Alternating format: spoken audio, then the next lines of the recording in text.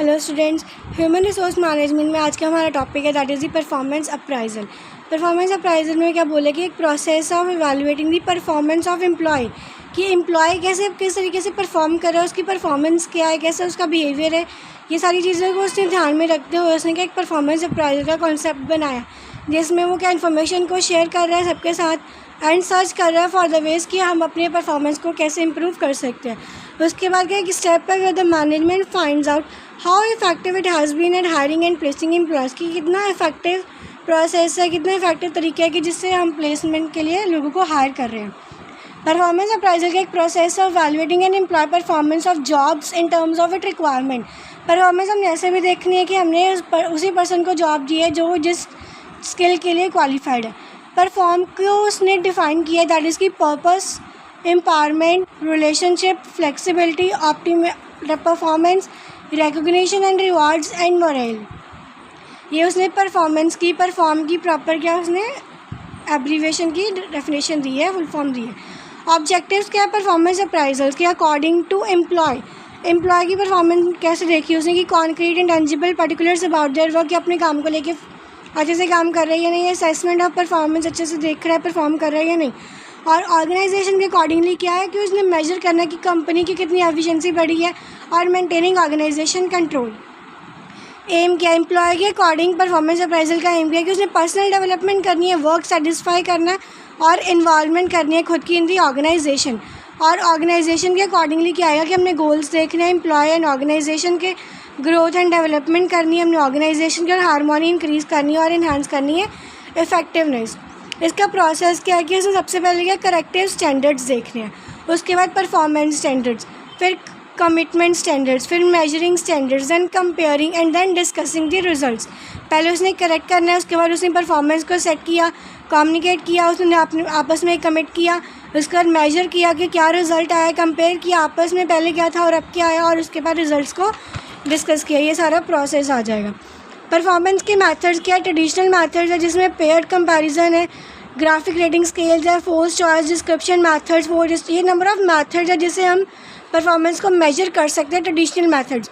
और modern methods में हम परफॉर्मेंस को कैसे मेजर करते हैं, assessment centre, appraisal by result और management by objectives, human asset accounting या फिर बिहेवियरली एंकर्ड रेटिंग स्केल्स ऐसे यूज़ किए। जैसे अब ग्राफ गिवन है हमें और लीनियर रेटिंग गिवन है तो हमने एटीट्यूड के अकॉर्डिंगली मार्क्स प्रोवाइड किए, 0, 5, 10, 15, 20। 0 में मतलब कोई इंटरेस्ट नहीं है उसका, 5 में मतलब केयरलेस है एंड कई इंस्ट्रक्शंस में।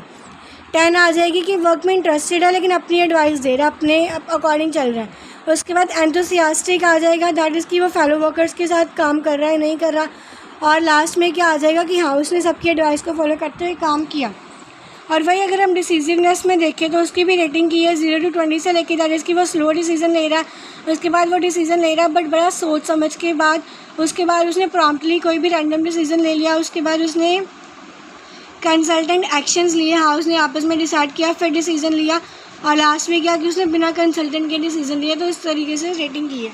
उसके बाद क्या forced choice method, that is की ग्रुप ऑफ स्टेटमेंट है, रेटर क्या करते हैं यहाँ पर रेट करता है कि कितनी इफेक्टिवली एक स्टेटमेंट डिस्क्राइब कर रही है इंडिविजुअल को, कौन सी स्टेटमेंट एक इंडिविजुअल को किस तरीके से डिस्क्राइब कर रही है, उसके अकॉर्डिंगली ग्रेटर क्या है उसको रेट करता है।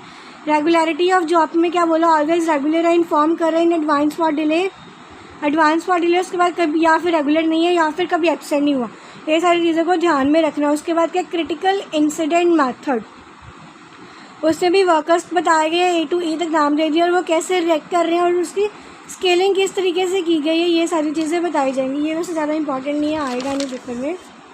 उसके बाद क्या MBO प्रोसेस है, इसमें क्या उसने ऑर्गेनाइजेशन गोल्स को सेटअप किया, परफॉर्मेंस को डिस्क्राइब किया है, डिफ़ाइन किया टारगेट को कैसे अचीव करना है, और उसके बाद उसके अकॉर्डिंग उसकी प्रॉपरली फीडबैक ली गई है। तो यहाँ पर भी बिहेवियर के अकॉर्डिंगली क्या उसको रेटिंग दी गई है, पॉइंट्स दिए गए हैं और बिहेवियर परफॉर्मेंस देखी गई। जैसे अगर एक्सट्रीमली गुड है तो 7 पॉइंट्स है, तो वो ट्रेनिंग को एक्सेप्ट कर रहा है, इंक्रीज़ कर रहा है हमारी सेल्स को, सारी चीज़ें ये सारे उसने क्या बताया गया। ये आप लोग रीड कर लेना क्योंकि ये ज़्यादा इंपॉर्टेंट नहीं है तो मैं बता नहीं रही। हाँ ये इंपॉर्टेंट है, that is the 360 degree performance appraisal. इसमें क्या कि एक पर्सन है ना जो उसने खुद की भी फीडबैक देनी है, अपने सीनियर से भी, सुपीरियर से भी फीडबैक लेनी है, सबॉर्डिनेट से, जूनियर से, अपने कलीग्स से, सबसे उसने क्या है, ऑर्गेनाइजेशन के रिलेटेड फ़ीडबैक लेनी है, या फिर कोई काम करे उसके रिलेटेड फ़ीडबैक लेनी है। मतलब उसने हर चारों तरीक़ों से उसने हर बंदे से क्या एक फ़ीडबैक लेनी है और उसके अकॉर्डिंग क्या उसने काम करना है। तो ये बोला गया 360 डिग्री परफॉर्मेंस अप्राइजल में। एडवांटेज क्या है इसकी, provide a record of performance over a period of time. Record properly हमें मिल रहा है कि कौन कैसे परफॉर्म कर रहा है, किसकी क्या सोच है। Can be motivational with the support of good reward and compensation, कि हाँ अगर हम रिवॉर्ड्स कॉम्पनसेशन प्रोवाइड कर रहे हैं तो उसके अकॉर्डिंगली बंदा मोटिवेटेड है, वो कैसे काम कर रहा है।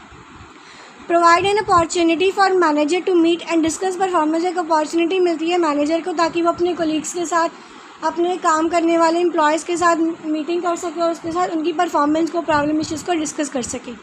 Provide an opportunity for an employee to discuss issues to clarify expectations, और हर एक एम्प्लॉय को अपॉर्चुनिटी मिलता है कि वो अपने इश्यूज़ को डिस्कस कर सके, क्लैरिफाई करे, अपने एक्सपेक्टेशंस बताए कि हम ये सोच के कंपनी में आए थे, हमारी ये हमें ये प्रॉब्लम आ रही है, सब कुछ। Provide the employee with feedback about their performance, और एम्प्लॉय ने क्या करना है, फीडबैक प्रोवाइड करनी है परफॉर्मेंस के रिगार्डिंग।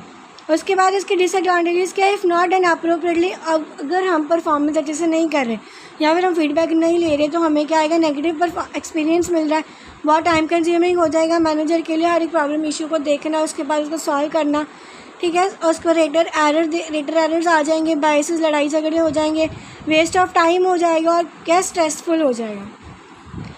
नेक्स्ट टॉपिक है दैट इज़ प्रमोशंस। प्रमोशन में क्या बोला कि हमने एम्प्लॉय को क्या मोर मनी प्रोवाइड करनी है। हम ट्रांसफ़र का मतलब उसने ये नहीं बोला कि वो एक जगह से दूसरी जगह पर जा रहे हैं, यहाँ पे उसने प्रमोशन को बोला, या तो उसने एक्स्ट्रा मनी प्रोवाइड करनी है, मोर मनी देनी है, और या फिर उसने क्या उसको जूनियर की सीट से उठा कर सीनियर की सीट पर रखना है, ठीक है। ये प्रमोशन बताएगा। Upward movement of from current state to higher status in the organisation, या फिर क्या है, advancement of an employee to better job, या तो उसको बेटर जॉब मिल रही है in terms of better responsibility अच्छे से मिल रही है, वो अच्छे से काम कर रहा है और उसको उसके अकॉर्डिंगली पे किया जा रहा है, ठीक है। हमें प्रमोशन की ज़रूरत क्यों पड़ी, to furnish an effective incentive to conserve proved skill training ability to reduce discontent and unrest, to attract suitable and competent worker, to suggest logical training for advancement.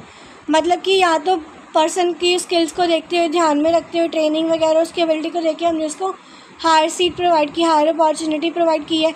अब उसके बाद क्या, वो आपस में डिस्प्यूट्स ना करे, वो अनरेस्ट ना होना है, बोर ना हो जाए कि अपनी जॉब से काम करता करता हर एक चीज़ को ध्यान में रखने हुए इससे क्या उसको प्रमोशन लेने, ताकि वो जॉब छोड़ के ना चला जाए हमारी, ठीक है। टाइप्स बताएंगे, 3 तरह की होती है, वर्टिकल प्रमोशन, अप और out promotion and dry promotion. Principle क्या कि प्रमोशन पॉलिसी फॉलो की जाती है, यहाँ फेयर और इम्पार्शियल प्रमोशंस होती हैं। Systematic line of promotion channel should be incorporated, norms and conditions होती हैं। कॉम्पिटेंट अथॉरिटी को देखते हुए उसने कम्युनिकेट करना है पॉलिसी के साथ, एम्प्लॉयज़ की, सबको ध्यान में रखते हुए उसने क्या करना है, प्रमोशन प्रोवाइड करनी है एक पर्सन को। नेक्स्ट क्या है कि basis of promotion, seniority basis and merit base. ये 2 बेसिस है जो कि मोस्ट इम्पॉर्टेंट है, जो आएंगे एग्ज़ाम लेवल पे आ सकते हैं। सीनियरिटी बेस और मेरिट बेस में क्या डिफरेंस होता है, यहाँ पे 2 तरह की प्रमोशन कौन सी होती है। सीनियरिटी में क्या बोला गया, दैट इज़ कि उसने देखना है कि एक बंदे को कितना एक्सपीरियंस है, वो कितनी देर से हमारी कंपनी में काम कर रहा है, वो कितना सीनियर हो चुका है, ये सारी चीज़ों को देखते हुए उसने प्रमोशन प्रोवाइड करनी है। That is the length of recognised service in the organisation, senior most people will be promoted, no chance of favouritism, positive correlation between the length of service and job and the amount of knowledge and level of skills acquired by an employee in the organisation. वही जो मैंने बताया कि senior most को उसको promotion दी जाएगी, कोई favouritism नहीं होएगी, ये फेवरेट बंदा इसको देनी है, और उसके बाद उसको देखा जाएगा कितनी देर से काम कर रहा है, उसकी नॉलेज कितनी बढ़ गई है, स्किल्स कितनी बढ़ गई है, किस तरीके से वो काम कर रहा है। और मेरिट बेस में क्या है कि वो इजीली वो बिहेवियर को, स्किल्स को, एप्टीट्यूड को, एटीट्यूड को, कॉम्पिटेंस को, हर क्वालिटीज़ को देखते हुए उसने क्या उसको परफॉर्मेंस के अकॉर्डिंगली उसको प्रमोशन देनी है। सिंपल है टू अंडरस्टैंड करना, ऑपरेट करना, satisfies the aspiration and moral of employee, much more economical and known man of good performance rather than unknown outsider, कि वो किस तरीके से परफॉर्म कर रहा है, ये सारी चीज़ों को ध्यान में रखना। डीमेरिट्स क्या है इसके, inadequacy of internal sources, demotivation हो जाते हैं, कई लोग डीमोटिवेट हो जाते हैं कि काम करते करते कोई डिफ्रेंसिएशन नहीं होती, not necessary than that employees necessary नहीं है एम्प्लॉयज़ के लिए कि वो लॉन्ग टाइम के लिए वो काम करे, और चेंजेस इन टेक्नोलॉजी भी चेंज हो जाती है, ठीक है। ये हमारा सीनियरिटी बेस का था, ये हमारे मैरिट और डीमेरिट से।